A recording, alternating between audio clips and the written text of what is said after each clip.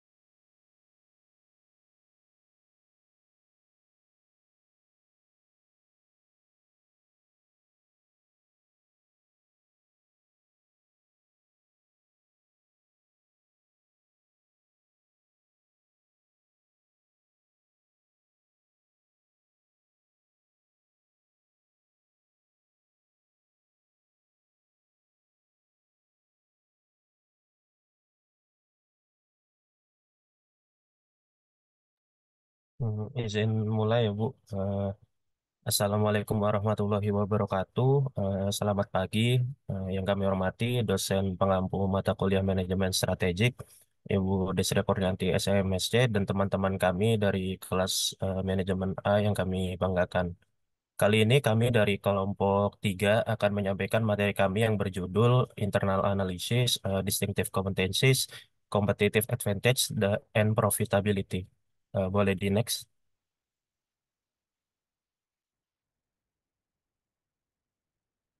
Selanjutnya, berikut ini merupakan anggota kelompok 3 yang terlibat dalam penyusunan PPT, yaitu ada David Dick, ada saya sendiri Muhammad Fikri Eka Saputra, kemudian ada Muhammad Said Salahuddin, dan yang terakhir ada Fahra Anissa. Boleh di next. Yang pertama ada distinctive competencies. Menurut KBBI, kompetensi adalah kecakapan, kewenangan, atau kekuasaan dalam memutuskan sesuatu. Sehingga kami simpulkan distinctive kompetensi adalah tindakan atau kemampuan perusahaan dalam melakukan hal-hal seperti melakukan diferensiasi produk atau kemampuan perusahaan dalam menciptakan produk dengan kos yang lebih rendah dibandingkan kompetitor. Dengan kata lain, distinctive kompetensi adalah kompetensi yang dimiliki perusahaan yang berbeda dengan milik kompetitor. Umumnya distinctive kompetensi ini tidak bisa ditiru oleh perusahaan lainnya, jadi bisa dibilang cuman punya dimiliki oleh perusahaan tersebut saja. Distinctive kompetensi bersumber pada dua hal, yaitu yang pertama itu resource, yang kedua adalah capability. Resource di sini lebih ke arah kepemilikan aset, oleh karena itu jenis resource-nya ada tangible dan intangible. Boleh di next.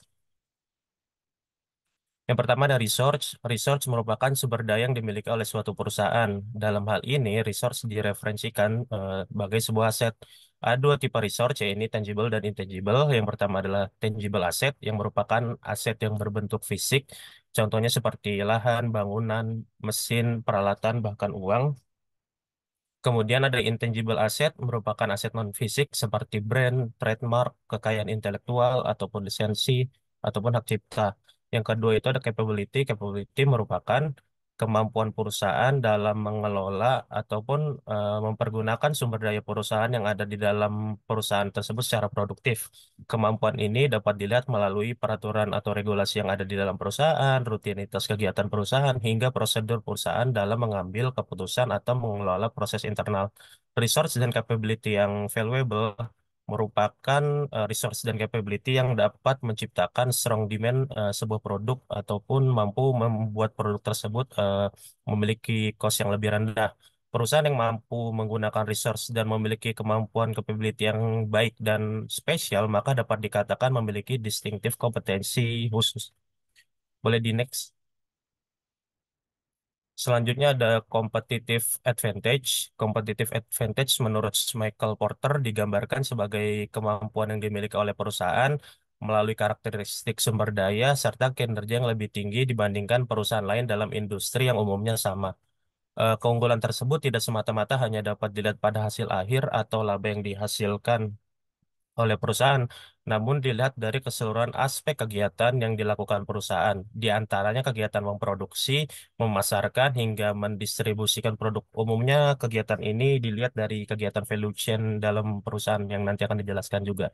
Sedikit tambahan, distinctive kompetensi merupakan dasar terciptanya competitive advantage.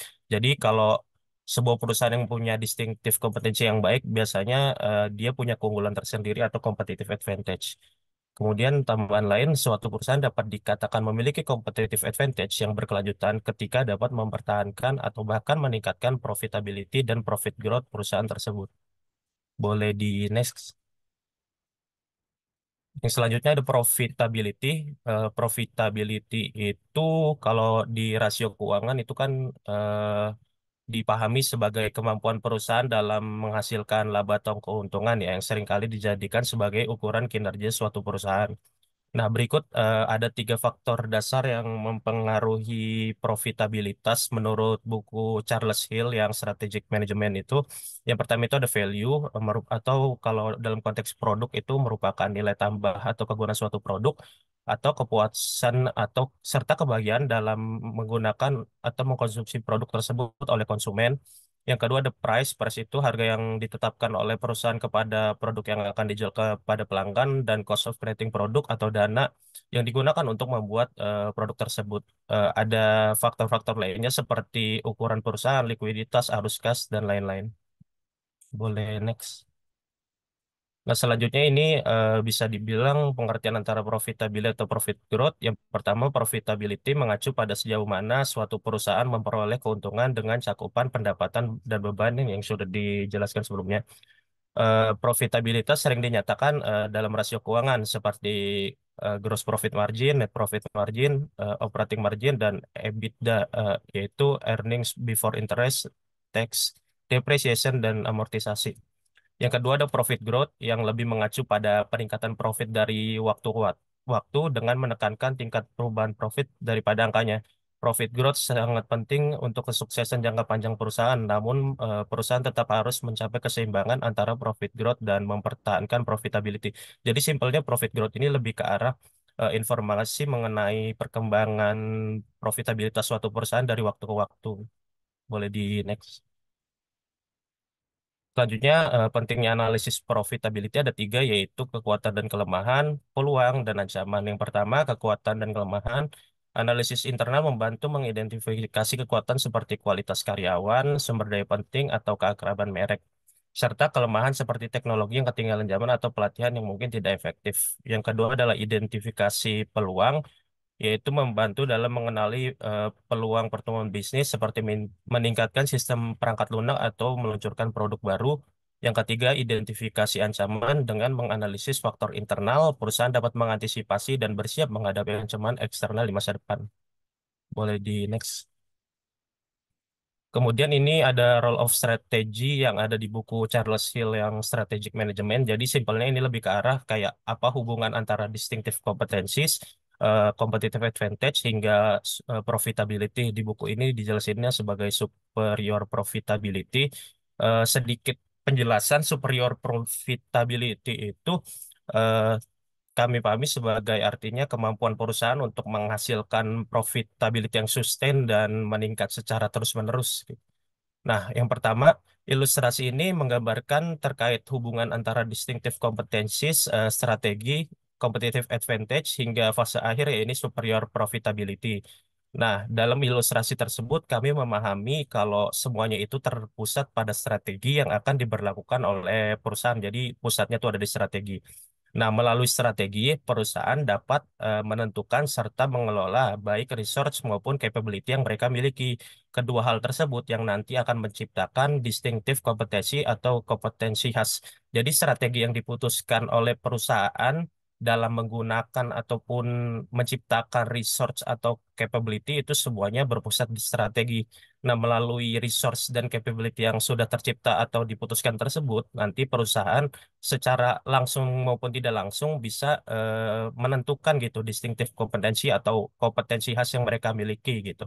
Yang dimana pada akhirnya kompetensi khas itu akan mempengaruhi strategi yang akan diambil perusahaan ke depannya. atau hubungan timbal balik serta mempengaruhi keunggulan kompetitif hingga superior profitability. Jadi simpelnya strategi itu membantu perusahaan dalam proses penciptaan distintif kompetensi atau kompetensi yang dimiliki oleh perusahaan. Nah, juga strategi itu tercipta dari kompetensi khas yang sebenarnya udah perusahaan tetapin sebelumnya. Jadi simpelnya hubungan antara strategi dan distintif kompetensi itu timbal balik. Kayak strategi membantu menciptakan distintif kompetensi dan strategi yang ditetapkan itu didasarkan pada distintif kompetensi perusahaan yang udah ditetapkan sebelumnya. Kemudian dari strategi tersebut, perusahaan juga bisa menentukan competitive advantage atau keunggulan kompetitif yang mereka miliki, yang kemudian mengarahkan perusahaan pada superior profitability atau kemampuan perusahaan dalam menghasilkan profit yang sustain dan terus meningkat ke depannya. Boleh di next. Selanjutnya akan dijelaskan oleh teman saya. Oke, tadi kan udah dibahas mengenai competitive advantage ya. Value chain ini salah satu dari partnya ya untuk mengukur atau mendiagnosa competitive advantage perusahaan. Value chain ini merupakan rangkaian kegiatan bisnis yang dilakukan untuk menambah nilai produk atau jasa yang diproduksi. Beberapa aktivitas terkait value chain ini ada designing, producing, marketing, hingga distribusi produk. Sini ada dua tipe activities dari value chain ini. Yang pertama ada primary activities, yaitu aktivitas yang terlibat dalam proses pembuatan produk dari awal hingga pemasarannya. Di sini di primary activities itu ada juga empat fungsi lagi ya.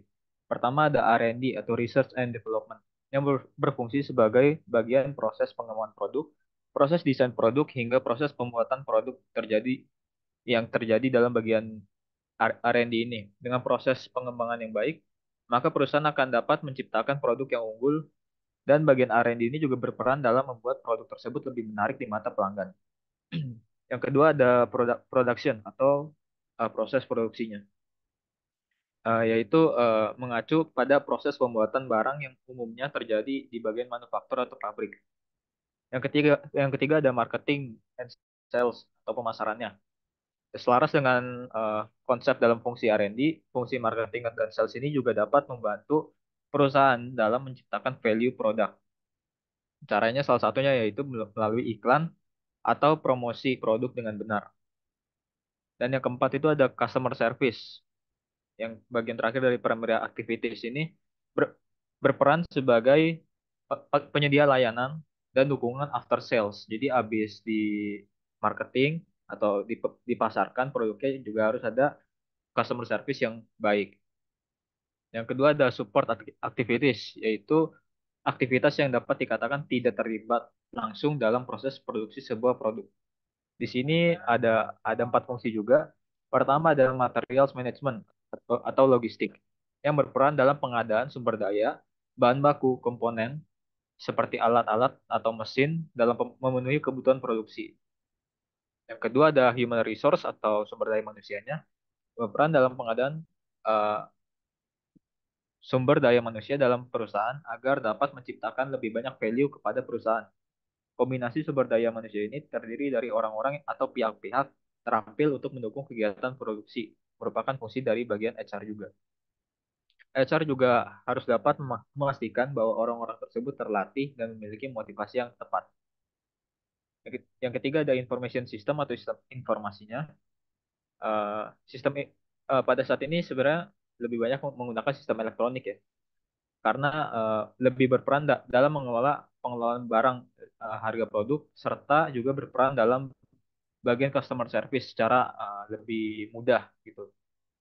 Yang keempat ada company infrastruktur, merupakan tempat atau wadah semua kegiatan berlangsung. Infrastruktur juga berperan besar dalam mendukung jalannya sistem value chain secara keseluruhan.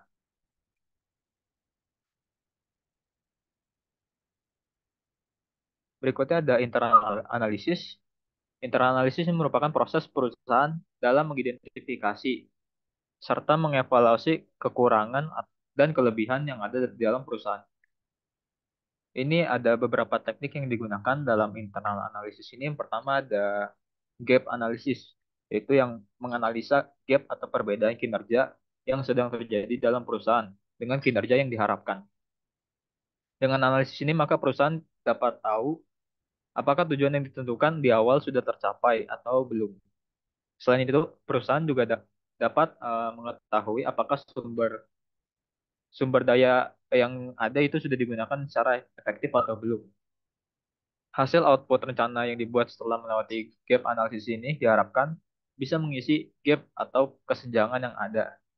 Tahapan dalam melakukan gap analisis ini adalah menganalisa kondisi saat ini, menetapkan goal atau target, mengumpulkan data, dan menganalisis data yang terkumpul, serta membuat laporannya. Yang kedua ada strategi evaluation atau analisa terkait strategi yang telah ditetapkan secara berkala. Apakah strategi yang diterapkan tersebut berjalan sesuai dengan rencana atau tidak? Analisa terkait strategi ini memberikan metode objektif untuk menguji efektivitas dan efisiensi strategi perusahaan dan cara untuk menentukan apakah strategi yang diterapkan menggerakkan organisasi menuju sasaran strategi yang dimaksudkan.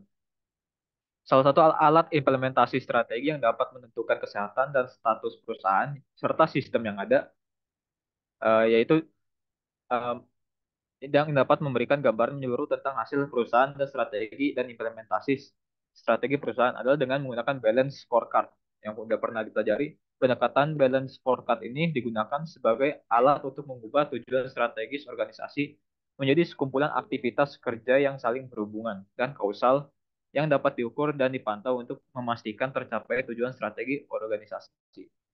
Konsep balance scorecard atau BSC ini dikembangkan oleh Kaplan dan Norlon, terdiri dari dua indikator, yaitu ada lagging indikator dan leading indikator. Lagging indikator merupakan indikator akibat atau ukuran yang teridentifikasi setelah sesuatu terjadi, yang dapat memberikan informasi mengenai posisi perusahaan dan apa yang harus dilakukan oleh perusahaan. Sedangkan leading indikator itu indikator penyebab yang membuat inisiatif atau tindakan yang harus dilakukan untuk mendukung pencapaian lagging indikator tadi. Dengan dua indikator ini, BSC atau balance scorecard memungkinkan organisasi membandingkan hasil dengan faktor yang mempengaruhi kinerja.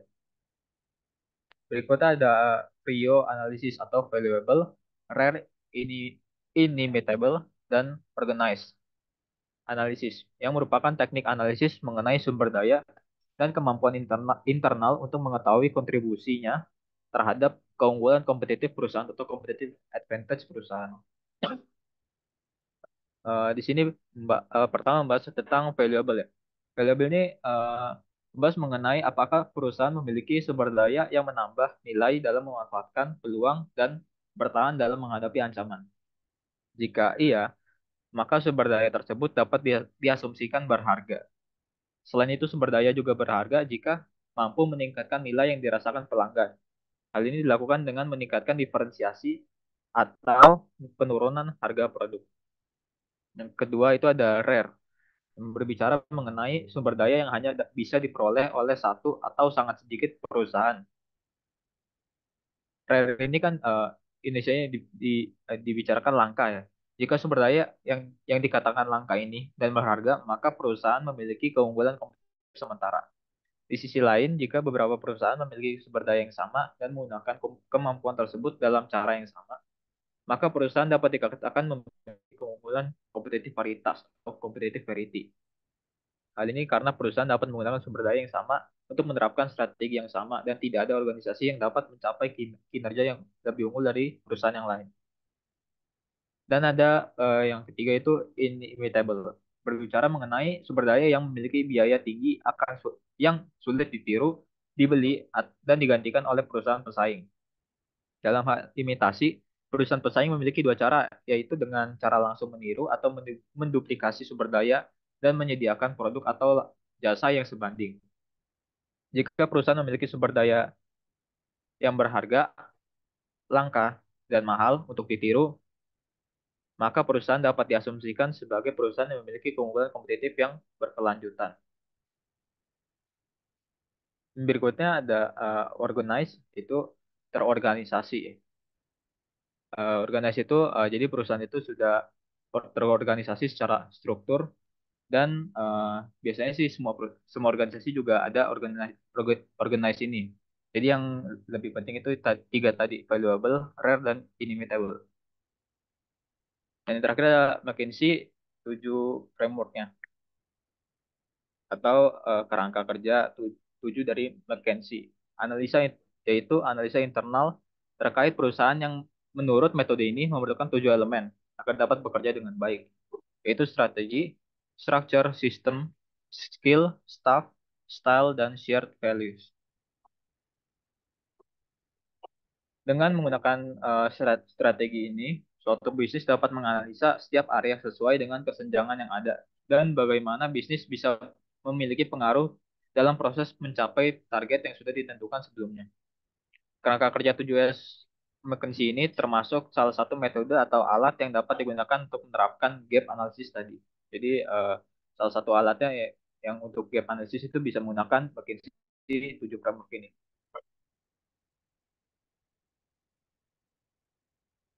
Berikutnya ada analisis SWOT atau SWOT analysis yang dikembangkan oleh Albert S. Humphrey, seorang pimpinan proyek di Stanford Research Institute dan sering digunakan khususnya dalam bisnis. Analisis SWOT ini merupakan kegiatan untuk mengetahui ancaman, peluang, kekuatan, dan kelemahan sebuah perusahaan atau organisasi guna memajukan usahanya. Karena di sini kita hanya membahas internal perusahaan, jadi kita hanya membahas weakness dan strength. Di sini weakness di sini yaitu uh, kelemahan dari perusahaan itu sendiri, tapi dari dalam perusahaan. Sedangkan strength itu kekuatan perusahaan dari dalam juga, karena kita membicarakan tentang internal perusahaan. Dikutip dari buku Strategi Akuntansi Manajemen, analisis SWOT merupakan kegiatan untuk mengetahui ancaman, peluang, kekuatan, dan kelemahan sebuah perusahaan atau organisasi guna memajukan usahanya. Bagian dari yang ini yang dibahas tadi, strength dan weakness. Hal ini berbicara tentang kekuatan dan kelemahan apa yang dimiliki perusahaan, potensi terbesar yang dimiliki organisasi, dan alasan produk perusahaan masih kalah saing dengan produk lainnya. Salah satu metode yang bisa digunakan untuk menganalisis hal-hal tersebut adalah dengan menggunakan resource based view of the firm atau RBV. Resource based view teori ini adalah teori yang mendeskripsikan sebuah perusahaan dapat mencapai keunggulan bersaing dengan mengandalkan sumber daya sehingga mampu mengarahkan perusahaan untuk dapat berkelanjutan terus-menerus. Ada beberapa asumsi dasar yang digunakan dalam teori ini. Pertama, ada resource heterogeneity. Heterogenitas mengacu pada gagasan bahwa sumber daya, kemampuan, atau rutinitas yang dimiliki oleh setiap perusahaan adalah berbeda dan bervariasi dari satu perusahaan dengan perusahaan lain. Dengan kata lain, tidak semua perusahaan memiliki sumber daya yang sama. Kumpulan aset dan kemampuan untuk setiap perusahaan bersifat unik, dan keunikan ini akan menjadi penting karena memungkinkan perusahaan menciptakan nilai dengan cara yang tidak mudah ditiru oleh pesaing. Ada asumsi kedua yaitu immobility yang mengacu pada ketidakmampuan perusahaan pesaing untuk memperoleh sumber daya tertentu dari perusahaan lain. Seperti tadi yang sudah ada di Prio Analysis, itu inimitable, itu tidak dapat ditiru. Ketika sumber daya tidak bergerak atau immobile ini, sumber daya tersebut tidak dapat dengan mudah ditransfer atau ditiru oleh perusahaan pesaing. Namun kurangnya mobilitas ini menciptakan penghalang pelindung bagi sumber daya tertentu yang menjadi keunggulan kompetitif suatu perusahaan.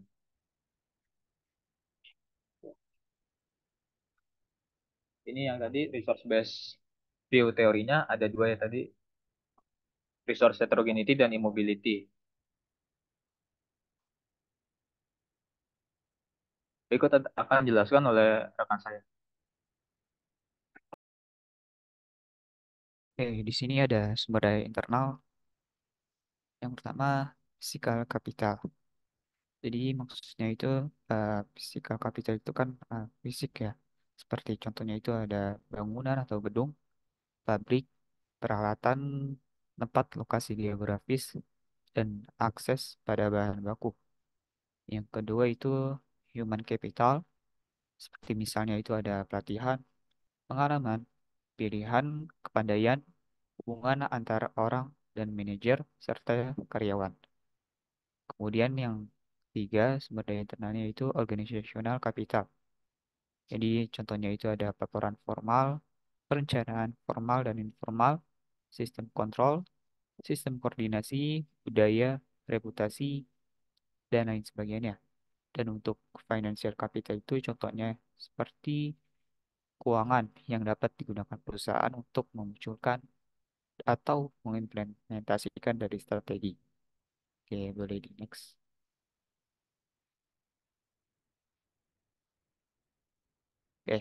kalau yang tadi kan kita bahas itu proses mengidentifikasi dari kelebihan dan kekurangan suatu perusahaan. Sekarang bagaimana sih kita mengukur kelebihan ataupun kekurangan dari perusahaan itu? Nah, jadi dalam tab ini kita bisa menggunakan matriks IFE, Internal Factor Evaluation. Oke, jadi matriks IFE ini adalah matriks yang digunakan untuk menganalisis, merangkum, mengevaluasi faktor internal perusahaan seperti misalkan SDM-nya, infrastruktur, teknologi, keuangan, dan operasionalnya. Secara singkat bisa dikatakan bahwa matriks ini adalah eh, alat manajemen strategis untuk mengevaluasi kekuatan dan kelemahan internal suatu perusahaan. Sehingga dengan adanya matriks ini, perusahaan bisa mengevaluasi kebijakan-kebijakan yang harus kiranya diperbaiki serta bisa merumuskan strategi yang lebih efektif lagi. Oke, boleh di next. Terus bagaimana sih caranya membuat matriks IF ini? Jadi di sini ada 5 tahap sederhana. Yang pertama bisa kita buat dengan em, membuat daftar faktor internalnya. Biasanya itu ada 10 sampai 20 faktor dengan didahului kekuatan dan diikuti dengan kelemahan faktor dari perusahaan itu sendiri. Kemudian bisa mungkin faktornya itu dibuat dengan persentase, rasio, dan angka perbandingan. Misalkan salah satu faktornya gini, eh, revenue dari penjualan harus meningkat sebesar 10%. Nah kan 10%-nya itu bukan persentasenya ya. Kemudian langkah yang kedua yaitu menetapkan bobot dari setiap faktor. Jadi setiap faktor tadi kita buat bobotnya dari 0,0 sampai 1,0. Semakin besar angkanya mengindikasikan bahwa faktor tersebut penting dan relatif gitu terhadap kesuksesan sebuah perusahaan. Kemudian langkah yang ketiga yaitu menetapkan nilai setiap faktor. Jadi ini penetapannya ini harus sesuai dengan performa real dari setiap faktor tersebut ya. Jadi kriterianya ini ada 1 sampai 4. Satu mengindikasikan yaitu sangat lemah, dua lemah, tiga kuat, empat sangat kuat. Yang keempat itu ada kalikan bobot dengan nilai setiap faktor. Yang kelima, ya menjumlahkan setiap bobot skor variabel pada langkah kedua dengan nilai setiap faktor pada langkah ketiga. Boleh di next. Nah, ini ada contohnya penggunaan matriks IFV. Jadi di sini ada matriks untuk sebuah toko komputer ya. Bisa dilihat kan eh, itu ada 9 dari faktor kekuatan perusahaannya. Kemudian ada 8 faktor kelemahan perusahaannya. Kemudian di samping key internal faktornya ada wage atau bobot. Nah, itu kan bobotnya seperti yang saya sudah jelaskan tadi bahwa bobotnya itu maju terhadap pentingnya faktor tersebut terhadap kesuksesan perusahaan. Semakin besar maka mengindikasikan bahwa faktor tersebut semakin penting. Nah, rating ini kan kinerja perusahaan yang sebenarnya terhadap faktor tersebut gitu. Kemudian weighted score ini diperoleh dari wage dikali rating. Kemudian dari hasil setiap faktor tersebut nanti diakumulasikan. Di situ ada weighted score-nya ya, akumulasinya itu 2,5. Jadi menunjukkan bahwa faktor dari internal perusahaan toko komputer tersebut adalah rata-rata ya. Jadi kalau misalkan hasil akhirnya weighted score-nya itu 4,0 berarti menunjukkan bahwa toko ini tuh memiliki kekuatan secara internal yang bagus gitu. Adapun kalau misalkan ratingnya itu weighted score-nya itu 1,0 berarti kekuatan internalnya itu sangat lemah. Oke, boleh di next. Selanjutnya akan dijelaskan oleh rekan saya. Baiklah, di sini saya akan melanjutkan materi dari teman saya, yaitu di sini terdapat case study yaitu Toshiba. Baik, dapat kita lihat pada tanggal 20 Desember 2023, perusahaan teknologi Jepang, yakni Toshiba, didepak dari Bursa Tokyo setelah 74 tahun diperdagangkan. Dilansir dari Tirto ID yang menjadi alat penghapusan perusahaan Toshiba dari Bursa Saham Tokyo dikarenakan terjadinya konflik serta skandal internal yang ada di dalam perusahaan. Dikarenakan hal tersebut, antusiasme pembeli saham serta masa depan Toshiba semakin tidak pasti, sehingga pada akhirnya Toshiba pun didesting dari bursa saham.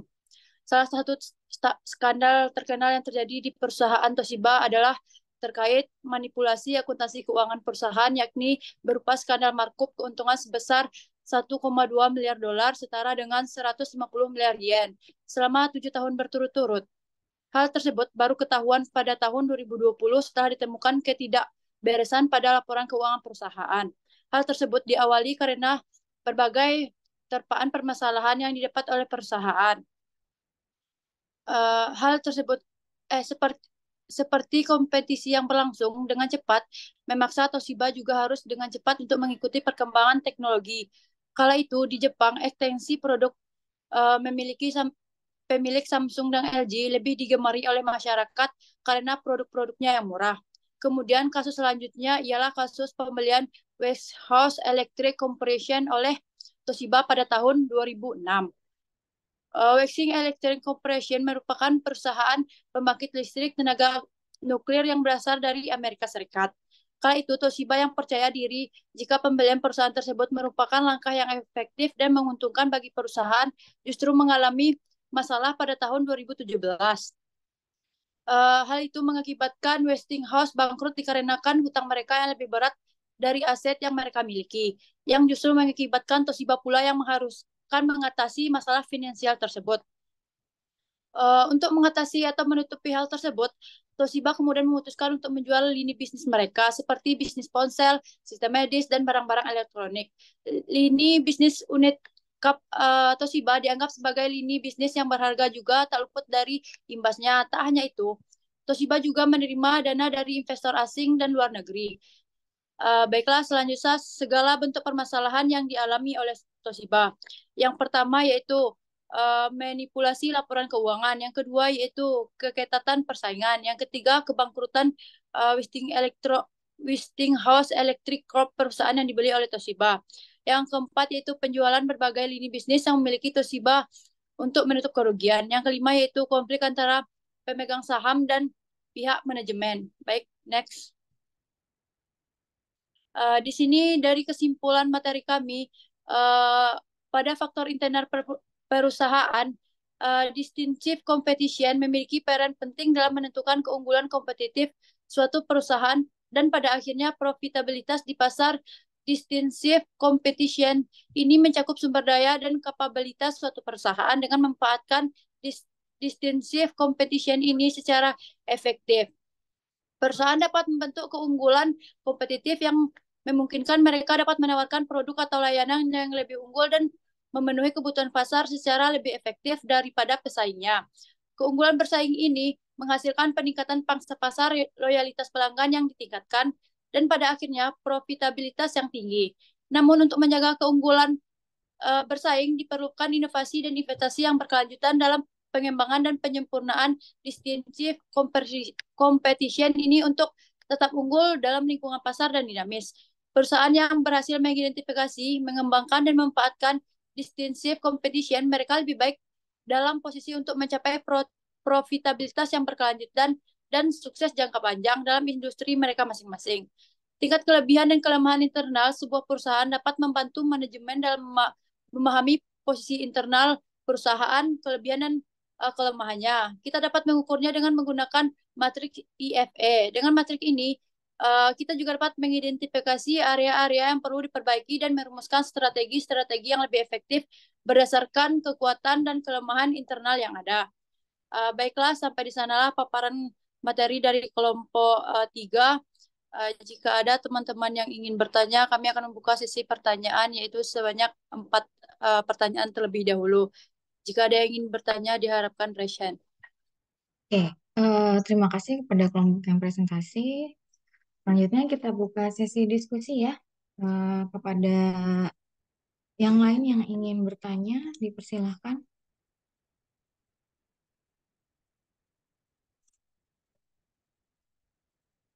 Di sini ada Gio, Salwa, dan Kurniati ya. Giovanni, Salwa, dan Kurniati, silakan. Baik, Ibu. Baik, teman-teman, terima kasih kepada kelompok penyaji atas pemaparan materinya. Saya Giovanni ingin bertanya, kira-kira apa strategi yang dapat digunakan oleh perusahaan untuk maksimalin nilai dalam setiap tahap value chain mereka? Itu aja. Terima kasih. Oke, kemudian Salwa. Oh ya, pertanyaannya tolong dicatat, diketik, dan ditampilkan. Salwa, silakan Salwa. Baik, sebelumnya terima kasih atas presentasinya dari kelompok 3. Saya selalu ingin bertanya. Dalam konteks globalisasi dan perkembangan teknologi, gimana sih distinctive kompetensi sebuah perusahaan itu dapat berubah ataupun berkembang seiring dengan perjalanan waktu? Terima kasih.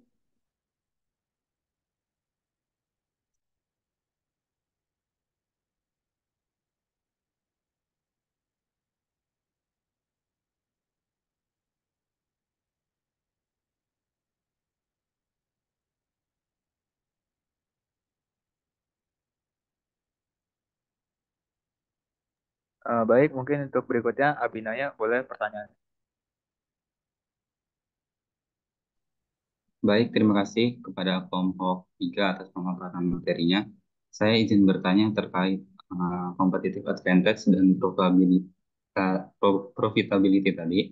Menurut kelompok kalian, bagaimana perusahaan dapat mengintegrasikan analisis competitive advantage dan juga profitability secara menyeluruh untuk menciptakan sebuah strategi yang berkelanjutan dalam menghadapi lingkungan bisnis yang dinamis dan juga kompleks? Terima kasih. Oke, terima kasih Abinaya atas pertanyaannya. Mungkin selanjutnya boleh Kurniati. Terima kasih atas kesempatannya. Terima kasih juga untuk penjelasannya tadi. Saya Kurniati izin bertanya, kira-kira apa aja sih tantangan utama yang dihadapi organisasi dalam mengoptimalkan kompetensi uniknya dan menciptakan keunggulan kompetitif yang berkelanjutan? Terima kasih. Oke, makasih atas pertanyaannya. Kami izin untuk diskusi sebentar ya. Terima kasih. Boleh ditampilin ya, David, tadi pertanyaan-pertanyaannya. Ya, Bu.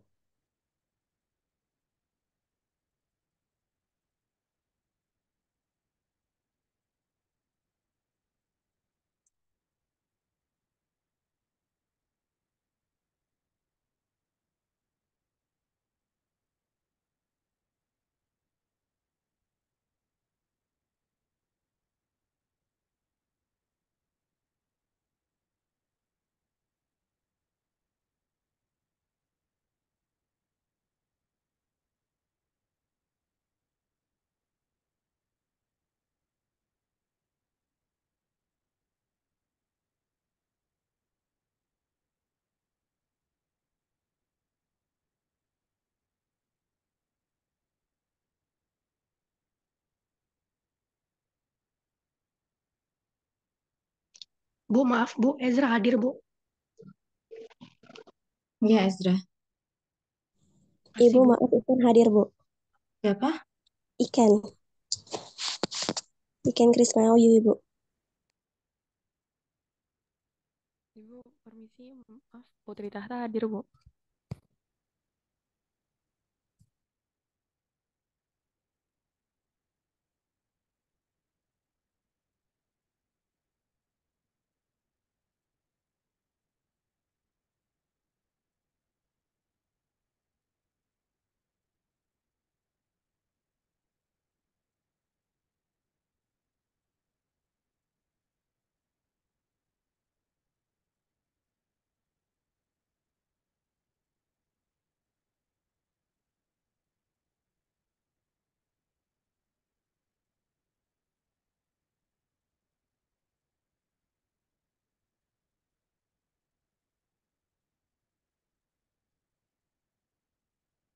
Fadili Syakur ini udah 3 kali ya nggak hadir ya? Udah nggak bisa ikut ujian ya?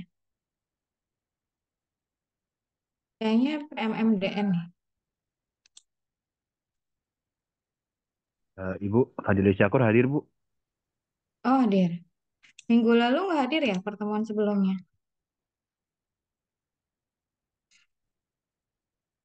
Udah 2 kali absen soalnya. Hadir. Sekarang saya reminder untuk absensi Muhammad Ramadan Putra Riyadi absennya sudah 2 ya. Aisyah Mia 2, kemudian tadi Fadilis Syakur sudah 2. Jadi jatah absen itu hanya 3 kali maksimum. Lebih dari 3 kali tidak bisa ikut ujian. Bu, maaf, Raffi Raditya hadir ya, Bu? Ya,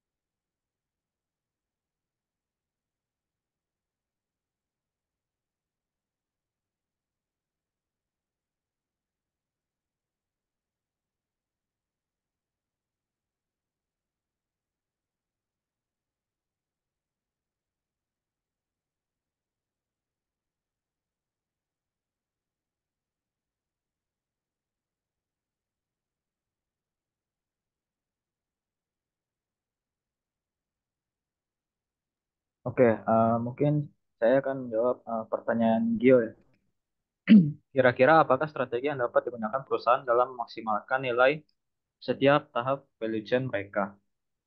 Eh, untuk memaksimalkan nilai itu kan pastinya perlu sebuah inovasi ya. Namanya untuk meningkatkan atau memaksimalkan nilai sebuah produk.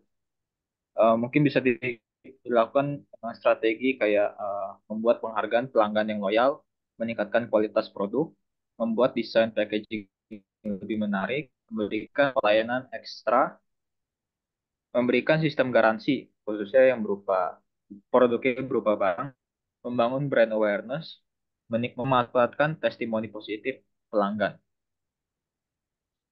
Itu strategi yang mungkin bisa diterapkan langsung dalam perusahaan. Intinya sih itu melakukan sebuah inovasi antara inovasi produk atau inovasi dalam marketing atau inovasi dalam customer service yang tadi sudah dijelaskan dalam PPT. Dan untuk membuat strateginya sendiri kan berbeda-beda ya setiap perusahaan. Eh, Ya pakai cara dasarnya aja yaitu identifikasi apa yang udah ada di perusahaan tersebut dan identifikasi juga apa yang kurang di perusahaan tersebut. Jadi bisa dibuat sebuah strategi yang baik untuk perusahaan tersebut biar dapat memaksimalkan nilai. Mungkin untuk Gio gimana jawabannya? Baik, David, sudah jelas. Terima kasih. oke. Tadi yang jawab siapa? David ya? Iya, Bu. Yang disampaikan oleh David sudah cukup ya.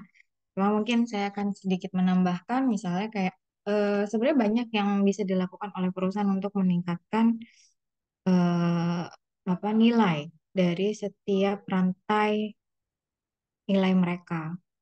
Tadi dengan inovasi jelas, kemudian dengan kemitraan juga bisa. Misalnya membangun kemitraan-kemitraan yang strategis ya, itu pasti akan dilakukan oleh perusahaan untuk menciptakan nilai di setiap rantai nilai mereka. Jadi mitra-mitra yang bisa menciptakan nilai tambah bagi produk yang mereka ciptakan. Baik itu mitra untuk supplier atau mitra untuk distribusi atau mitra lainnya, mitra mitra yang bentuknya sosial juga bisa, misalnya mitra untuk kegiatan-kegiatan CSR gitu. Kegiatan CSR itu kan juga kan meningkatkan rantai nilai perusahaan ya. Karena dengan memiliki kegiatan CSR ini, perusahaan akan dinilai baik gitu oleh investor, oleh stakeholder. Kalau misalnya dia punya alokasi anggaran untuk melakukan CSR, berarti kan dia profitable ya.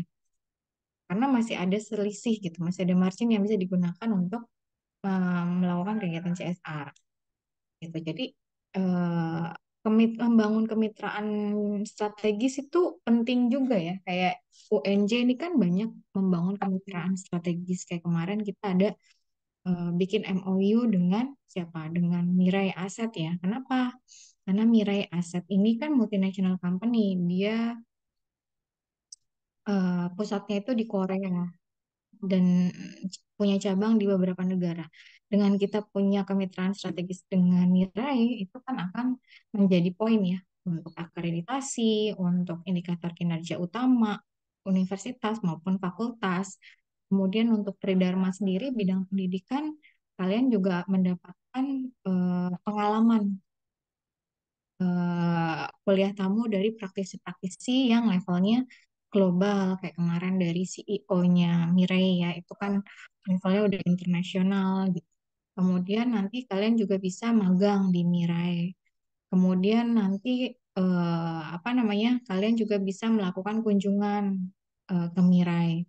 Jadi kemitraan strategis itu juga diperlukan untuk menciptakan nilai tambah di dalam rantai nilai perusahaan gitu. Kemudian tadi inovasi udah ya. Eh, penggunaan teknologi juga bisa. Jadi pemanfaatan teknologi. Jadi misalnya dengan bertransformasi menjadi digital gitu. Jadi melakukan digitalisasi itu juga menambah nilai di rantai nilai perusahaan. Karena apa? Lebih efisien kan? Kalau misalnya semua serba digitalisasi, berarti kan penyerapan tenaga kerja sedikit ya. Maksud saya, karena tadi sudah beralih ke arah digital gitu. Jadi akan mengurangi beban operasional perusahaan. Jadi lebih efisien secara cost gitu. Biaya SDM. Tapi ada biaya dialihkannya ke biaya pengembangan teknologi gitu. Nah, pengembangan teknologi ini juga akan meningkatkan efisiensi dan efektivitas perusahaan kan, yang tadinya hanya misalnya eh, produknya hanya bisa diakses oleh masyarakat di Pulau Jawa aja gitu. Kan memang store-nya hanya di Pulau Jawa aja, dia cuma jualan offline gitu. Tapi semenjak dia transformasi digital, dia mulai beralih ke online market, kan barangnya bisa diakses dari manapun ya, nggak cuma di Pulau Jawa, bisa dari Sumatera, Kalimantan, bahkan dari luar negeri. Dan itu akan jelas akan menambah nilai bagi perusahaan, karena marketnya menjadi semakin luas. Yang dilayani semakin banyak, demand yang harus dilayani semakin banyak, produktivitas perusahaan juga akan meningkat gitu, karena permintaan juga meningkat gitu. Jadi digitalisasi ini akan sangat berperan penting untuk menambah nilai atau menambah added value untuk tiap tahapan rantai pasokan. Kalau di operasional itu ada namanya tools ya, namanya SAP. Nanti kalau kalian magang, kalau kamu belajar SAP itu bagus banget tuh. Atau kamu cari perusahaan yang dia memang untuk inventorinya itu menggunakan SAP. Karena SAP ini dipakai di sebagian besar perusahaan manufaktur. Jadi kalau misalnya nanti kamu kerja di perusahaan manufaktur, kamu udah punya pengalaman pakai SAP, itu pasti akan jadi nilai tambah pada saat interview gitu. Jadi SAP ini sistem ya, jadi software yang digunakan oleh perusahaan, tapi skalanya skala besar ya, yang punya cabang bisa sampai di luar negeri karena SAP ini menjangkau sangat luas gitu. Maksudnya nggak cuma di lingkup nasional aja, tapi sampai ke luar negeri juga untuk cabang-cabang yang di luar negeri dia bisa kontrol gitu inventorinya. Misalnya contoh paling gampang SAP itu yang pakai itu S hardware. Jadi contohnya waktu itu saya mau cari satu barang ya. Eh, nah, saya cari itu TSM Cibubur. Ternyata barangnya nggak ada gitu. Saya tanya sama pegawai S hardware-nya. Ternyata dia bisa ngecek ketersediaan barang itu ada di mana aja gitu. Oh ternyata ada di eh S hardware Mangun gitu. Nah, itu contoh dari penerapan SAP. Jadi SAP itu untuk kita untuk melihat ketersediaan eh, apa barang di semua cabang kita. Dan itu nggak cuma dalam hal itu aja. Jadi SAP ini menghubungkan semua divisi ya. Jadi divisi operations, divisi keuangan, divisi marketing, dan di semua cabang. Jadi semua bisa akses. Malah sekarang SAP ini udah ada versi mininya ya. Versi mininya dalam bentuk aplikasi itu yang udah punya itu Uniqlo. Kalau Uniqlo itu kamu misalnya install Uniqlo, kamu pengen beli satu barang nih. Ternyata apa namanya? Kamu pengen tahu nih, ini adanya tersedianya di mana aja. Nah, di aplikasi itu bisa bisa ngasih tahu barang ini tuh misalnya saya kemarin pengen beli coat ya. Barang ini tuh adanya di store mana aja? Oh, di store TSM Cibubur, Uniqlo ada satu stoknya. Di Uniqlo Mall Indonesia dua, di Uniqlo PIM tiga gitu. Jadi itu contoh dari SAP gitu. Jadi SAP yang versi aplikasi ya. Untuk mengecek ketersediaan. Kalau dulu yang bisa ngecek ketersediaan itu cuma provider, maksudnya si perusahaan itu sendiri, S1 sendiri itu di sistemnya. Tapi sekarang untuk memudahkan konsumen melihat di mana ketersediaan barang yang dia butuhkan, itu sudah tersedia, sudah bisa kita akses melalui aplikasi. Salah satunya yang sudah dikembangkan oleh Uniqlo dan itu apa? Itu jadi nilai tambah tersendiri ya untuk Uniqlo di mana untuk apa namanya market eh, store yang lain, misalnya kayak apa namanya Zara atau H&M itu mungkin belum ada ya. Kalau Uniqlo kita udah bisa ngecek gitu. Jadi itu jadi nilai tambah.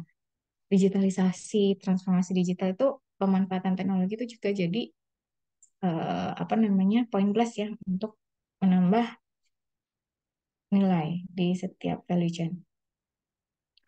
Cukup menjawab ya Gio, Baik, Ibu. Sangat menjawab. Terima kasih, Ibu. atau yang lain ada yang ingin menambahkan silahkan.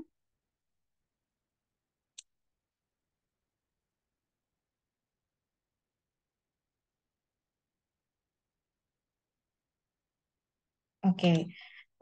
Kalau nggak ada, mungkin langsung ke pertanyaan berikutnya. Siapa yang jawab? Saya, Bu. Apa? Fikri. Saya izin menjawab pertanyaannya Salwa. Pertanyaannya itu dalam konteks globalisasi dan teknologi, bagaimana distintif kompetensi perusahaan dapat berubah dan berkembang setiap waktunya.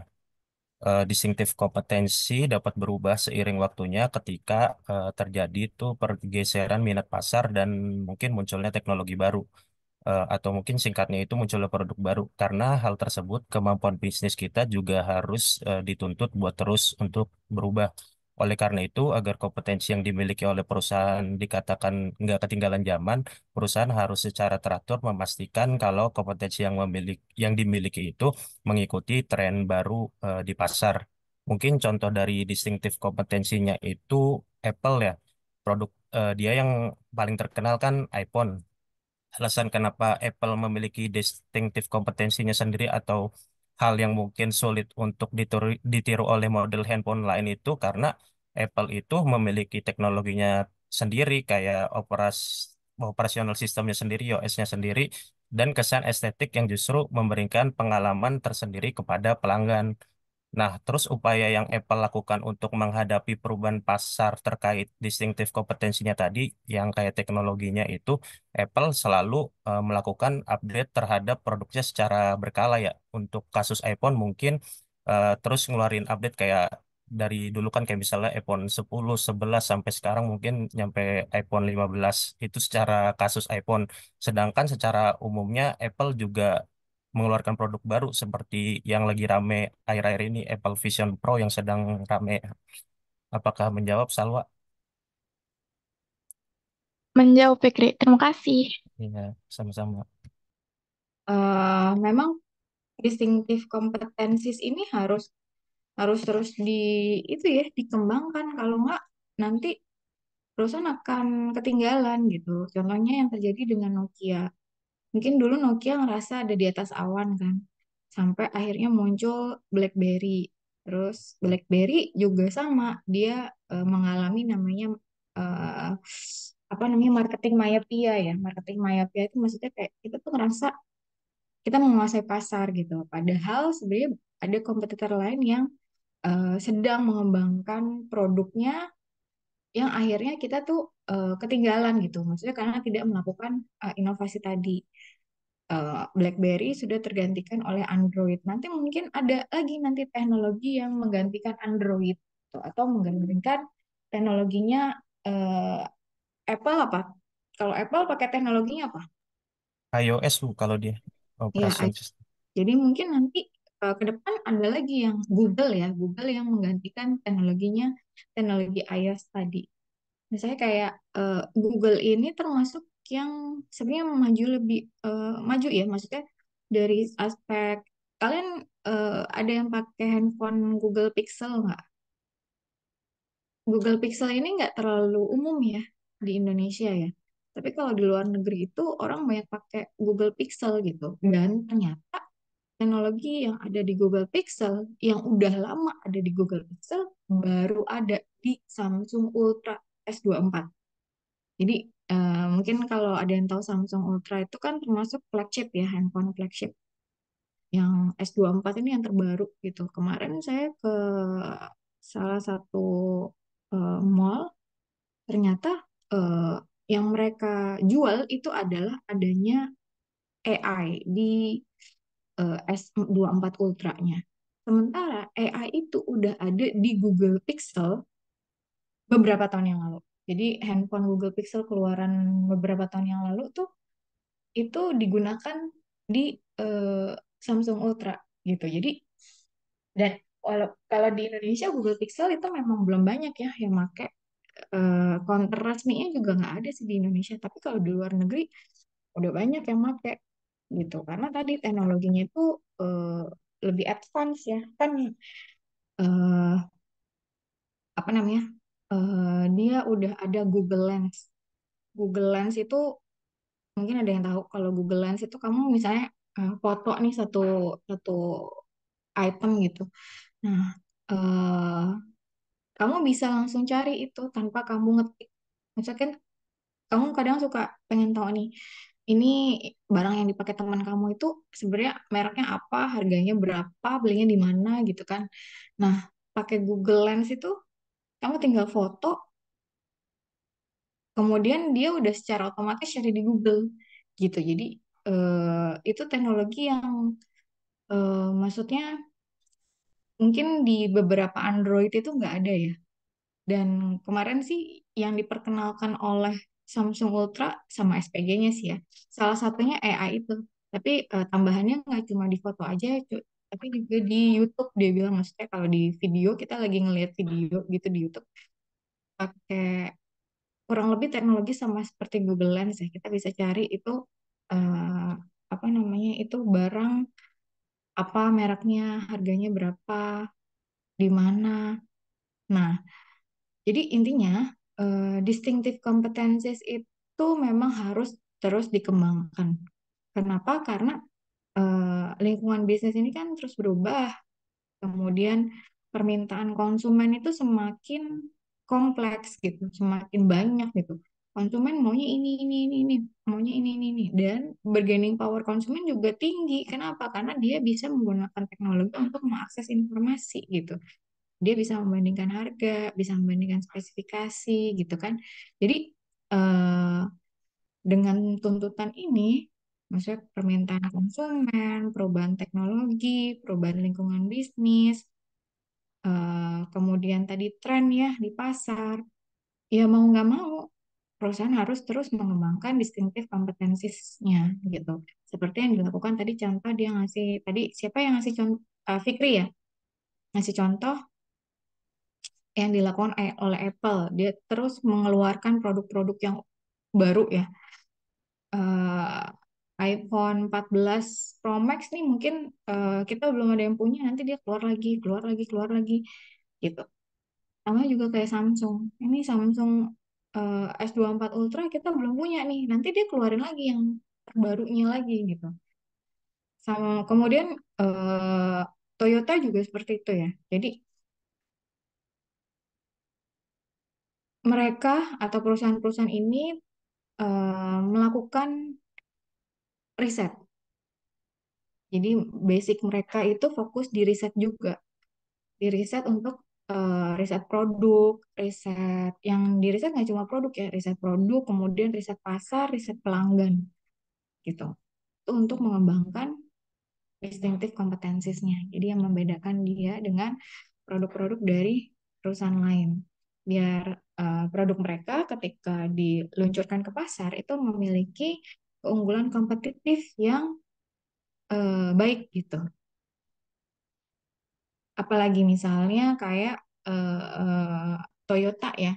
Toyota tahu nih sekarang lagi trennya mobil listrik. Akhirnya dia ngeluarin juga kan eh, varian mobil listrik Toyota ya gitu. Terus nanti mungkin apa namanya eh, produsen yang lain juga akan mengeluarkan varian mobil listrik karena tren ke depan kan orang mungkin sudah aware ya bahwa bahan bakar fosil ini juga terbatas yang akan habis suatu saat nanti gitu. Jadi mau nggak mau kita harus beralih eh, ke eh, apa eh, bahan bakar alternatif gitu kan. Gitu. Kemudian contoh yang lain juga yang terus meningkatkan keunggulan kompetitif itu misalnya kayak Google ya. Google ini kan perusahaan teknologi ya. Ini eh, dulu kalau misalnya kita mau ngomong gitu ya, eh, kita ngetik gitu kan. Tapi sekarang udah ada tambahan, maksudnya fitur audionya. Jadi misalnya kita lagi di luar negeri nih, kita lagi di luar negeri, nanti eh, kita ngomong pakai bahasa Indonesia itu langsung ditranslate dalam bahasa Inggris gitu. Dan itu langsung keluar dalam bentuk audio. Jadi lawan bicara kita tetap bisa berkomunikasi dengan lawan bicara kita tanpa misalnya kita harus belajar keras gitu ya bahasa tersebut dengan hanya menggunakan teknologi Google gitu. Eh, teknologi kecerdasan buatan dari Google. Itu kan distinctive competencies yang dimiliki oleh Google ya.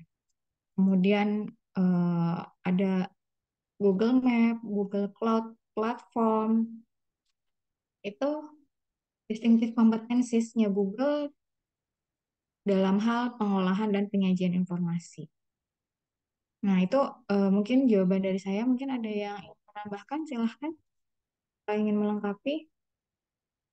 Jadi memang eh, kalau perusahaan ingin terus bertahan ya, dia harus terus melakukan inovasi, harus terus memiliki keunggulan kompetitif dibandingkan produsen-produsen yang lain gitu. Produsen lain ini bahkan tadi kita nggak bisa cuma mikir kompetitor langsung ya. Kan saya dulu pernah bahas ya, ada kompetitor tidak langsung. Kompetitor tidak langsung itu misalnya apa? Produsen-produsen yang memproduksi bahan produk-produk komplement atau substitut. Itu juga akan mempengaruhi gitu distinctive competencies perusahaan kita. Itu misalnya yang substitut kalau dulu itu misalnya kayak itu ya kamera ternyata dia nggak sadar Fuji ini Fuji Film Kodak bahwa saingan mereka adalah juga produsen-produsen handphone kan karena ternyata produsen handphone juga bisa memproduksi handphone dengan kemampuan lensa yang setara dengan digital kamera gitu dulu mereka tidak terpikir ke arah sana tapi sekarang pasti perusahaan-perusahaan akan berpikir gitu produk-produk mereka ini kira-kira bisa digantikan dengan apa ya? Nah, kita harus punya keunggulan kompetitif biar produk kita tidak bisa digantikan, baik oleh kompetitor langsung maupun oleh kompetitor tidak langsung. Gitu. Oke, cukup menjawab, Salwa, atau ada yang ingin ditanyakan kembali? Sudah menjawab, Bu. Terima kasih, Bu. Oke. Pertanyaan selanjutnya, siapa yang jawab? Saya, baiklah, pertanyaan selanjutnya yaitu pertanyaan Bang Abi, dapat mengintegrasikan kompetitif fintech dan profitability dalam menciptakan lingkungan bisnis yang kompleks dan menyeluruh. Untuk mengintegrasikan analisis kompetitif fintech dan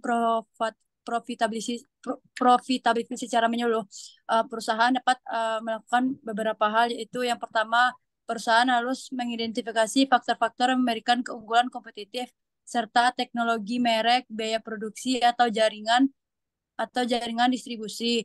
Analisis SWOT yang dapat membantu dalam proses ini. Yang kedua yaitu perusahaan perlu menganalisis profitabilitas dari berbagai aspek bisnisnya, termasuk margin keuntungan, biaya operasional, dan investasi yang diperlukan, dan tingkat pengembangan investasi.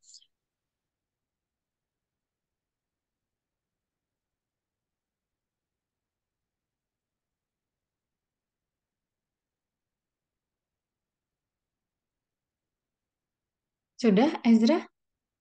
Farah? Putus-putus ya? Iya Bu, sebenarnya putus-putus Bu jaringannya.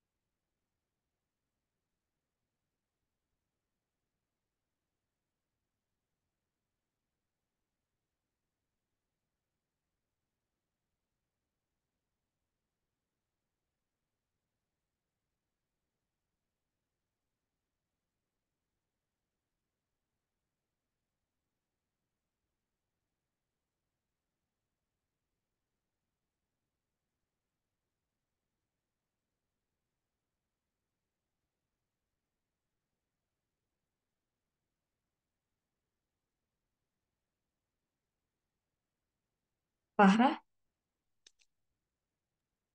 Nah, sepertinya ini Bu, koneksi. Jadi saya izin itu eh, gantiin ya mungkin. Oke, silakan. Siapa? Fikri. Oke, silakan Fikri. Saya menjawab pertanyaannya Abinaya, bagaimana perusahaan dapat mengintegrasikan competitive advantage dan profitability dalam menciptakan lingkungan bisnis yang kompleks dan menyeluruh. Untuk mengintegrasikan analisis competitive advantage dan profitability secara menyeluruh untuk menciptakan strategi yang berkelanjutan dalam menghadapi lingkungan bisnis yang dinamis atau terus berubah-ubah dan kompleks kompleks itu, perusahaan itu dapat melakukan yang pertama itu mengidentifikasi competitive advantage perusahaan tersebut, kayak mengidentifikasi teknologinya, mereknya, biaya produksinya, atau jaringan distribusi. Singkatnya, analisis SWOT-nya kayak strength-nya, weakness-nya, opportunities-nya, dan threats-nya. Tapi untuk konteks internal mungkin cuma menganalisis kekuatan dan kelemahannya untuk membantu proses identifikasi competitive advantage tersebut. Yang kedua, karena ini mengcompare antara competitive advantage dan profitability, perusahaan juga harus mengevaluasi profitability-nya. Perusahaan perlu menganalisis profitability dari berbagai aspek bisnisnya, biaya operasionalnya, investasinya, dan tingkat pengembalian investasi. Yang ketiga, dari kedua hal yang sudah dievaluasi atau diidentifikasi tersebut, perusahaan kemudian melakukan integrasi atau penyatuan dua hal tersebut. Perusahaan dapat mengintegrasikan kedua analisis ini untuk menciptakan strategi yang terus berkelanjutan, misalnya dengan mempertimbangkan bagaimana meningkatkan profitabilitas melalui penguatan competitive advantage atau ya sebaliknya. Yang keempat, melakukan evaluasi atau pemantauan ataupun penyesuaian. Penting untuk perusahaan terus memantau kinerja bisnis dan lingkungan bisnis eksternal maupun internal untuk menyesuaikan strategi sesuai kebutuhan perusahaan. Dengan demikian, perusahaan dapat tetap relevan dan kompetitif di pasar yang terus berubah. Apakah menjawab, Abi nanya? Oke, Sudah jadi menjawab. pertanyaannya, perusahaan mengintegrasikan competitive advantage dan profitability ya. Mungkin bukan untuk menciptakan, ngapain ya perusahaan menciptakan lingkungan bisnis. Jadi lingkungan bisnis yang kompleks dan menyeluruh itu bukan diciptakan, tapi memang itu ada gitu. Maksudnya itu yang dihadapi oleh perusahaan adalah memang lingkungan bisnis yang kompleks gitu. Perusahaan nggak mungkin dia iseng, maksudnya buang-buang waktu atau buang-buang tenaga untuk menciptakan lingkungan bisnis yang kompleks kan. Lingkungan bisnis yang kompleks itu memang bukan diciptakan oleh perusahaan, tapi memang yang dihadapi oleh semua perusahaan. Lingkungan bisnis yang kompleks, terutama dengan adanya perkembangan teknologi sehingga permintaan pasar atau tren pasar semakin cepat gitu kan. Itu kan kompleks ya. Tren pasar semakin cepat berubah maksud saya. Permintaan konsumen juga semakin kompleks gitu. Kompleksnya dalam hal apa? Maksudnya pelanggan atau konsumen ini pengen barang yang berkualitas, yang cepat, tapi dengan harga yang murah. Nah, itu kan gimana nih perusahaan bisa menyediakan itu gitu. Misalnya perusahaan mengintegrasikan competitive advantage dan profitability. Dia fokus ke competitive advantage-nya cost leadership. Nah, yang harus dihadapi oleh perusahaan ketika fokus ke cost leadership adalah apa? Mungkin dia akan mengorbankan margin yang besar gitu. Karena kalau misalnya cost leadership kan dia dari segi harga dia menang ya. Maksudnya kayak AirAsia gitu atau lain. Ini dari segi harga murah gitu kan.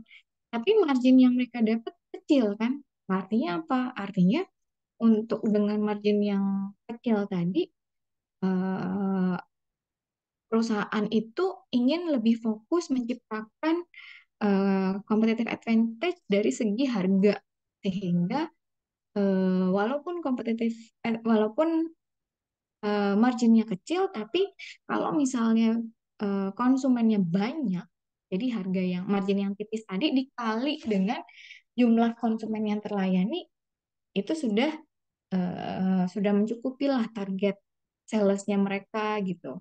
Jadi memang untuk competitive advantage ini kadang tidak selamanya bisa apa ya sinergis ya dengan profitabilitas gitu karena kadang-kadang tapi harusnya memang kalau misalnya jadi profitabilitas ini tujuan akhir. Competitive advantage itu adalah cara untuk mendapatkan profit. Dengan memiliki competitive advantage, perusahaan itu pasti akan mendapatkan profit dengan catatan dia bisa mengelola beban-beban operasionalnya ya. Jadi kadang kan saya di keuangan ya. Jadi perusahaan ini salesnya besar nih. Tapi kok dia nggak profit ya? Oh ternyata dia nggak efisien. Dari segi apa?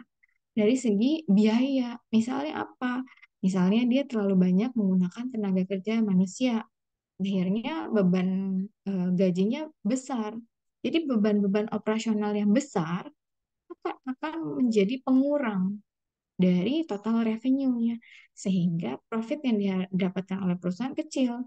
Jadi total sales yang tinggi itu tidak selamanya menghasilkan profit yang tinggi loh. Kalau misalnya perusahaan tidak efisien, perusahaan tidak bagus dalam memanage biaya-biaya operasional, maka bisa jadi profitnya ini kecil gitu. Tadi misalnya biaya operasionalnya termasuk beban operasionalnya misalnya termasuk cabang ya. Makanya kan kalau bank itu sekarang udah banyak yang beralih ke branchless banking. Jadi bank itu udah nggak mau punya cabang, sudah beralih ke digital. Karena apa? Karena cabang itu beban ya. Jadi untuk bank cabang semakin banyak cabang, semakin banyak beban. Karena apa? Untuk cabang itu kan ada sewa gedungnya, kemudian ada yang karyawannya di sana yang harus dibayarkan, satpamnya, tellernya, CS-nya. Nah, kalau misalnya sudah beralih ke branchless banking, sudah beralih ke digitalisasi, beban itu akan hilang gitu. Sehingga profit yang didapat oleh bank itu semakin tinggi gitu. Jadi profitability ini sebenarnya eh, dikaitkan dengan bagaimana perusahaan juga mengelola beban-beban yang dia punya. Karena saya orang keuangan ya, saya membahas dari sudut pandang keuangan gitu. Karena profitabil sales yang tadi kan competitive advantage itu dia akan menghasilkan sales yang tinggi. Tapi sales yang tinggi belum tentu menghasilkan profitabilitas yang tinggi juga. Ini tergantung bagaimana kemampuan perusahaan mengelola beban-beban yang mereka miliki gitu, beban-beban operasional atau beban-beban lain, beban bunga juga. Itu kan juga jadi beban ya, misalnya perusahaan meminjam atau berhutang, ternyata beban bunganya tinggi. Nah, itu kan juga akan mengurangi profit eh, perusahaan gitu. Jadi untuk profitabilitas ini juga ada faktor lain yang harus dipertimbangkan. Bukan cuma competitive advantage, tapi juga bagaimana perusahaan mengelola beban operasional eh, si perusahaan gitu. Jadi tadi kalau competitive advantage itu pastilah menciptakan sales gitu ya. Cuma apakah sales ini juga pasti akan eh, menghasilkan profit yang tinggi? Belum tentu. Gitu. Jadi harus diiringi dengan efisiensi. Efisiensi dalam arti efisiensi biaya ya, beban-beban operasional gitu. Mungkin eh, cukup menjawab atau ada yang ingin menambahkan, melengkapi, silahkan. Gimana Eh, Abi? Bu, saya izin koreksi. Tadi pertanyaannya Abinaya itu bukan menciptakan lingkungan bisnis, tapi menghadapi lingkungan bisnis, Bu. Tadi ada kesalahan nulis saya. Oke, ya kan karena makanya aneh kok menciptakan lingkungan bisnis. Iya. Menciptakan lingkungan bisnis yang kompleks itu bukan diciptakan, tapi memang given. Itu yang memang natur ada di bisnis itu adalah lingkungan yang kompleks gitu. Karena perkembangan teknologi, perkembangan tren pasar, perkembangan permintaan konsumen itu yang dihadapi oleh perusahaan. Baik, Bu. Abi gimana? Sudah terjawab, Ibu. Terima kasih. Ya, jadi kalau profitabilitas ini belum tentu tadi ya competitive advantage belum tentu menghasilkan profitabilitas. Tergantung bagaimana perusahaan kan kita ngelihat kalau di susunan laporan keuangan itu kan atasnya sales ya. Sales, tapi kan di bawahnya masih dikurangi beban-beban dulu baru akhirnya dapat profit kan. Beban itu termasuk apa? Beban misalnya fixed cost-nya, kemudian variable cost-nya, kemudian beban-beban yang lain, beban bunga. Nah, apakah perusahaan bisa mengelola beban-beban itu dengan baik, dengan efisien, sehingga menghasilkan profit atau tidak, gitu. Udah nih, competitive advantage-nya udah tinggi, tapi kalau misalnya perusahaan tidak efisien dalam mengelola beban-beban operasional perusahaan, maka profitnya ya kecil juga, gitu. Oke, cukup ya. Kita lanjut ke pertanyaan berikutnya mungkin. Siapa yang mau jawab pertanyaan Kurniati? Saya Ibu Siapa? Muhammad Said. Oke, silakan Said. Oke, izin menjawab pertanyaan dari Kak Nia ya. Pertanyaannya itu apa saja tantangan utama yang dihadapi organisasi dalam mengoptimalkan kompetensi unik dan menciptakan keunggulan kompetitif yang berkelanjutan. Oke, jadi kan inti dari kompetensi unik atau distinctive competencies itu kan perusahaan ciptakan produk yang hard to imitate ya. Jadi di sini setidaknya ada 4 hal yang menjadi tantangan dalam mengoptimalkan kompetensi unik serta menciptakan keunggulan kompetitif berkelanjutan. Yang pertama itu dari tantangan internal ya, seperti rasa puas diri. Jadi terkadang itu perusahaan terlalu cepat merasa puas gitu terhadap produknya gitu. Misalkan kayak saat ini nih penjualan kita lagi meningkat, lagi ngetren, lagi menjadi eh, market leader di segmen pasar tertentu. Nah, perusahaan itu terlalu merasa cepat puas, tidak memikirkan jangka panjangnya dan juga tidak memikirkan kompetitornya yang sedang research gitu. Kemudian tantangan yang kedua yaitu adanya imitasi. Kompetitor lain bisa saja meniru kompetisi khas kita, walaupun mungkin nggak 100% sama gitu. Sehingga eh, perusahaan ini kita harus mempertahankan keunggulan dengan berinovasi serta berusaha untuk melindungi keunggulan unik perusahaan kita sendiri gitu. Yang ketiga adanya gangguan eksternal seperti misalnya kemajuan teknologi dan perubahan preferensi konsumen. Sehingga kompetensi unik tadi bisa saja mungkin akan menjadi kurang relevan jika kita tidak beradaptasi dan responsif terhadap yang tadi saya sebutkan tadi. Oke, yang keempat itu ada kejenuhan pasar. Mungkin saja di dalam pasar itu kan biasanya suka jenuh ya terhadap produk-produk yang sudah ada. Sehingga perusahaan ini harus bisa menginovasi atau mungkin mendiversifikasi untuk mencoba eh, menjajaki pasar baru gitu. Jadi inti dari keempat poin tadi yaitu adalah bagaimana perusahaan terus melakukan inovasi untuk menyesuaikan kondisi pasar yang saat ini dan yang akan datang. Mungkin itu saja jawaban dari kami. Oke, Silakan. Ya. oke. Terima kasih Said. Tantangan yang dihadapi organisasi dalam em, mengoptimalkan kompetensi unik, menciptakan keunggulan kompetitif berkelanjutan. Jadi, gimana caranya biar perusahaan ini bisa mempertahankan ya keunggulan kompetitifnya, menciptakan dan mempertahankan keunggulan kompetitif perusahaan. Ini tadi udah sempat saya singgung ya, dengan terus membaca tren pasar. Jadi, misalnya perusahaan ini punya keunggulan kompetitif, tapi tidak dibutuhkan oleh konsumen, tidak apa namanya, tidak sesuai dengan tren pasar gitu misalnya, tidak relate lah dengan tren yang ada saat ini, itu barang nggak akan dicari gitu. Jadi perusahaan untuk menciptakan dan mempertahankan competitive advantage dia harus apa? Peka terhadap perubahan di pasar, peka terhadap tren yang ada di pasar gitu. Kemudian yang dilakukan selain dengan menjadi peka tadi ya, terus membaca tren yang ada di pasar. Jadi ada tuh di perusahaan tuh divisi-divisi yang khusus untuk market development, business development biasanya namanya. Business development ini ya yang mengembangkan bisnis.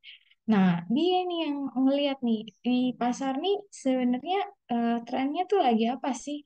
Oh, trennya Korea gitu. Berarti mungkin kalau misalnya kita menciptakan produk yang ada berbau-bau Korea, ini akan laku terjual gitu misalnya. Jadi peka ya terhadap tren atau perubahan yang ada di pasar. Kemudian tadi udah saya sampaikan juga dengan melakukan transformasi digital gitu, memanfaatkan teknologi. Kalau ada sekarang ada AI, kemudian ada big data gitu kan, itu akan membantu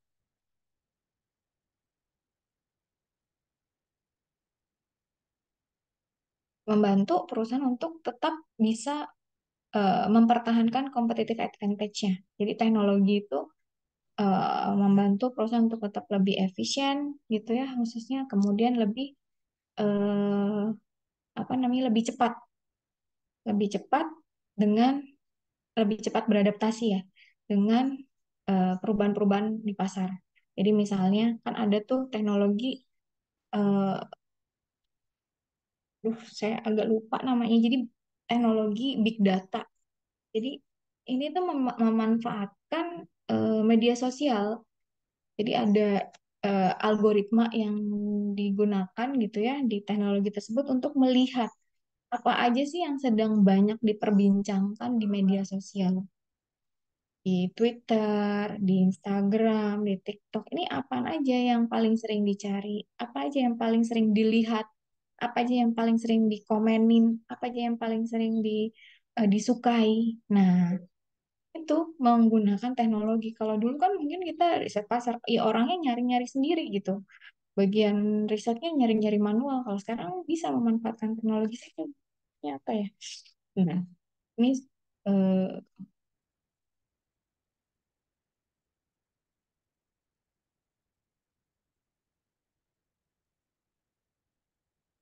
saya buka LinkedIn saya dulu. Soalnya waktu itu pernah tuh ada kuliah tamu juga di network saya. Ya,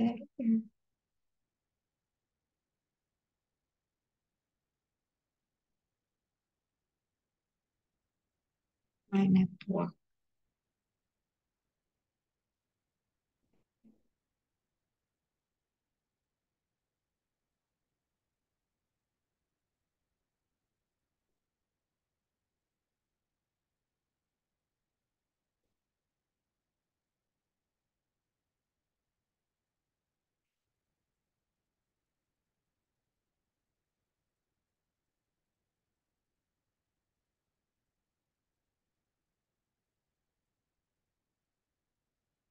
Kemungkinan besar nyeri dadanya itu disebabkan dari penyakit.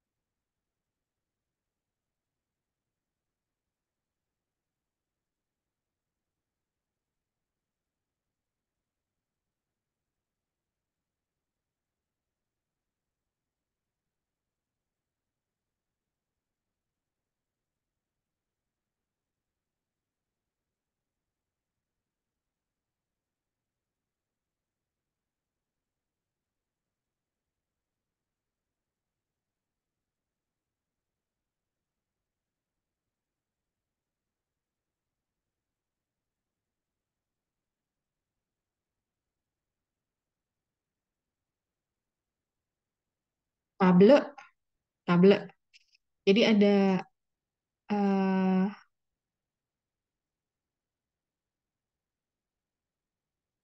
nah ini tablet nih. Ini untuk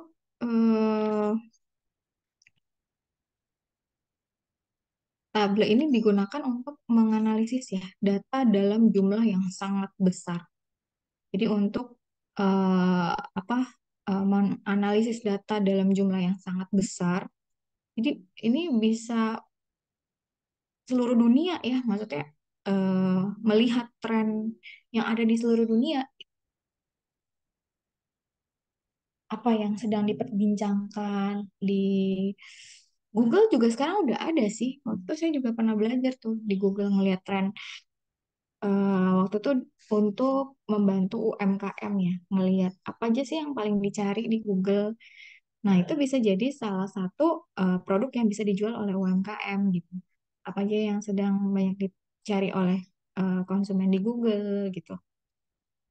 Cuma kalau misalnya tablet ini memang eh, datanya tuh dalam jumlah besar dan dia bisa mengelola itu gitu. Jadi datanya bukan hanya dalam bentuk acak ya, tapi sudah terorganisir dengan baik dan sudah bisa dibaca, dibaca oleh manajerialnya untuk mengambil keputusan.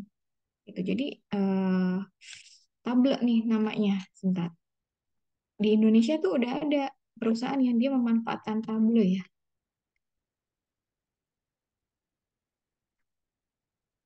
memanfaatkan Tableau untuk apa namanya membantu perusahaan-perusahaan menganalisis riset pasar untuk melakukan riset pasar. Mana ya? Itu temennya Bu Rahmi juga tuh, temen SMA. Nah, eh, di Tableau ini dia biasa jadi konsultan perusahaan-perusahaan untuk melakukan analisis data dalam jumlah yang sangat besar gitu. Jadi tadi ya,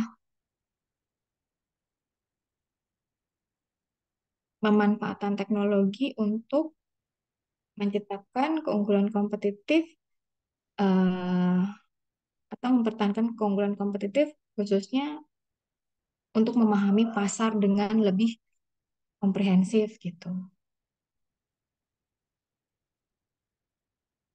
Terus tadi eh, bisa juga dengan melakukan eh, transformasi terkait dengan budaya perusahaan. Itu juga tuh bisa. Budaya perusahaan misalnya bagaimana menciptakan budaya yang produktif gitu. Bagaimana menciptakan budaya kerja yang produktif tapi tidak toxic productivity gitu maksudnya. Dengan misalnya memberikan pelatihan atau misalnya dari awal proses rekrutmen itu bisa melihat mana karyawan-karyawan yang potensial, kemudian memberikan pelatihan kepada karyawan-karyawan yang potensial tersebut, memberikan tantangan-tantangan kepada karyawan tersebut sehingga dia juga bisa mengeluarkan kompetensi terbaiknya. Mungkin itu aja sih dari saya. Oh ya, sama peka terhadap regulasi atau kebijakan yang berlaku ya. Jadi jangan sampai keunggulan kompetitif yang dimiliki oleh perusahaan ini malah justru bertentangan gitu dengan regulasi atau kebijakan pemerintah yang justru nanti akan mempengaruhi keberlanjutan dari bisnis gitu kan. Kalau misalnya melanggar regulasi atau melanggar kebijakan kan bisnisnya bisa ditutup gitu, bisa dilarang beroperasi. Jadi itu harus juga diperhatikan. Jadi peka juga terhadap perubahan regulasi atau kebijakan pemerintah. Oke, mungkin ada yang ingin menambahkan? Baik, terima kasih Ibu.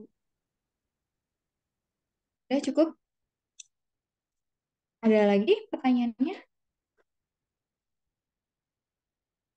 Sudah terjawab semua ya? Sudah terjawab semua, Ibu. Oke, mungkin karena sudah terjawab semua dan waktu kita juga terbatas ya, udah jam 9.41. Mungkin kita cukupkan aja sampai di sini. Untuk kelas penggantinya, kira-kira maunya kapan? Bisanya kapan nih?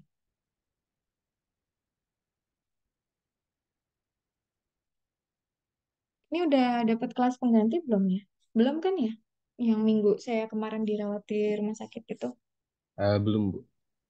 Eh, rencananya kapan?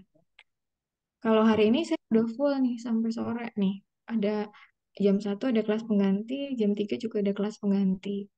Kamis besok, kayaknya Jumat tuh. Kalau mau hari Jumat jam 3, kayak udah ada. Jam 1 juga udah ada. Jumat pagi mungkin ya, coba nanti dicek lagi. Tapi Eh, belum ada kan ya kelas pengganti ya? Kelas ini ya? belum, Bu. Ya mungkin nanti dicari lagi ya kelas penggantinya ya. Karena harus di itu tuh segera diganti biar nggak numpuk-numpuk di akhir. Oke, mungkin cukup sampai di sini ya. Terima kasih semuanya. Sampai ketemu lagi nanti. Eh, Assalamualaikum warahmatullahi wabarakatuh. Waalaikumsalam warahmatullahi wabarakatuh. Assalamualaikum warahmatullahi Makasih Bu. wabarakatuh. Terima kasih, Terima Ibu. kasih, Bu. Sama-sama.